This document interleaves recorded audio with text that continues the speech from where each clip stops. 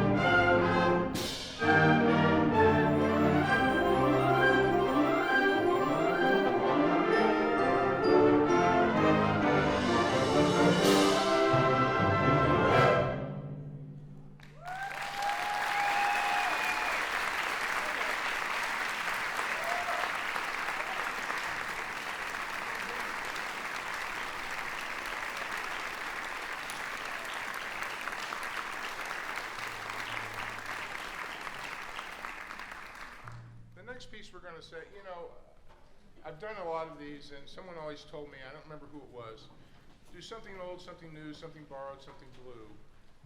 This is blue, and it's kind of borrowed.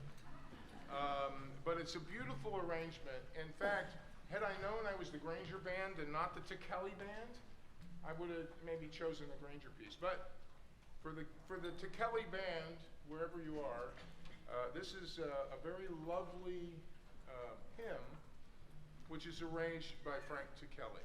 This is Amazing Grace.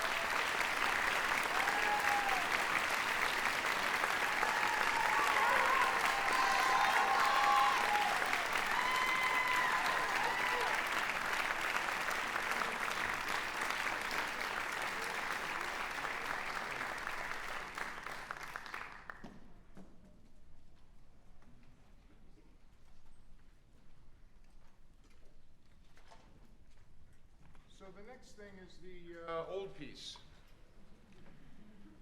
And it was written in 1909, but it's one of the cornerstones of all band literature.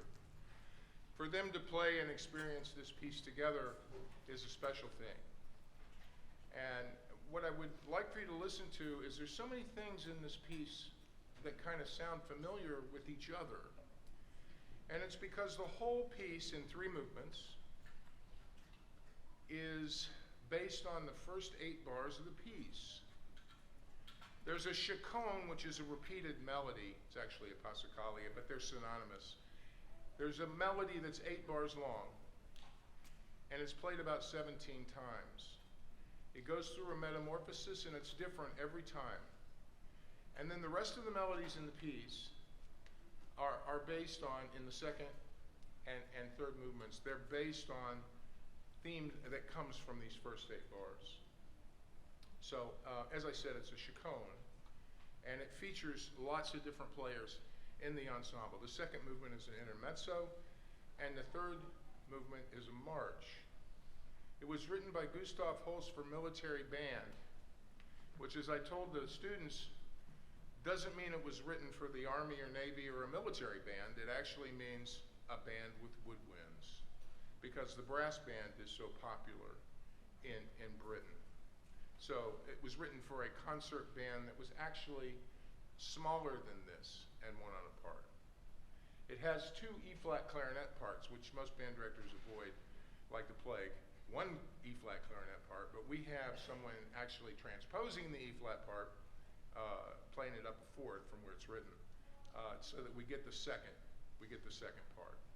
This is the first suite in E-flat for military band by Gustav Holst in 3 movements.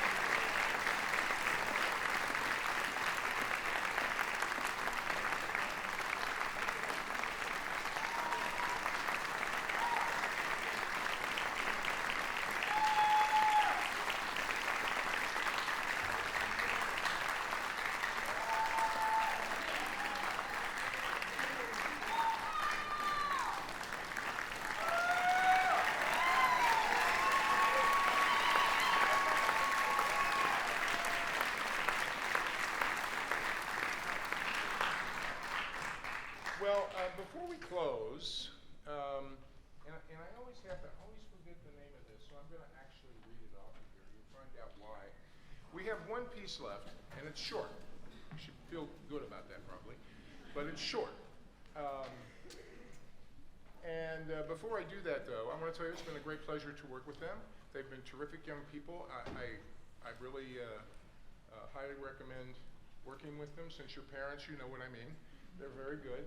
And I would like to thank John Southall for inviting me. It's been a great pleasure being around for a couple days, if not tiring. We've had 10 hours of rehearsal in 2 days, 7 yesterday. That's a lot of rehearsal. And so they've come a long way, I think. And I told them it's not about how many right notes and wrong notes necessarily. We had a couple of goals. One was to listen better after 2 days and to follow better after 2 days. And the whole idea of doing any kind of honor group like this is so the best students go back and they make their band better. They work with people in their sections, they work with the other students, they have maybe an enhanced attitude, and they all come from very good bands. So, for all the directors, thank you for inviting me, and especially to John. We're going to close with the Galop from Genevieve de Brabant. And how many of you are big opera lovers? Raise your hand if you're a big opera lover.